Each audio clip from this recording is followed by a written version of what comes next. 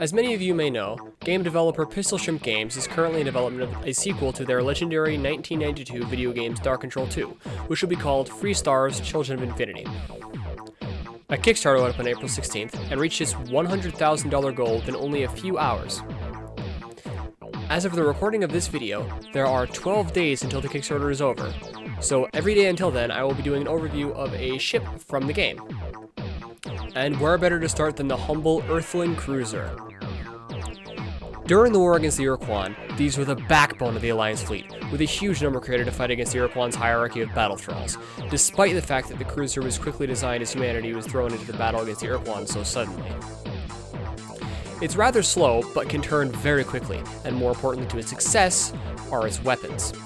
Its primary weapon was a target-tracking nuclear missile, based on the LGM-118 Peacekeeper missiles from the late 20th century Cold War, and indeed, during the start of the war, they used surplus nukes from that time period. They are considered primitive technology by both Alliance and Hierarchy standards. However, they have some of the longest range out of any weapon in the war, and its fire-and-forget technology makes them difficult to avoid, and it means if a cruiser captain is skilled enough, they can control the battlefield from long range. The cruiser's other weapon, then, is its point defense lasers, another leftover from Earth's Cold War. In this case, it's based on SDI technology from the so-called Star Wars program.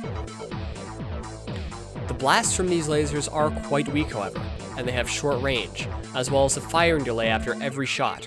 However, as the name implies, these point defense lasers are not intended as an offensive weapon, although they do work as one in a pinch.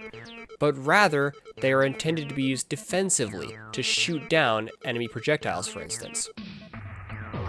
Okay, that is going to be all for the overview of the Earthling Cruiser. Comment your thoughts and memories of the ship below, and I'll also have a link in the description to the Kickstarter if you'd like to donate and contribute towards the remaining stretch goals, namely the ports to the PS4, Xbox One, and Nintendo Switch, a full English voiceover for the game's dialogue, which would be very cool to see as a fan of the game, and potentially even the game being entirely open source straight from release.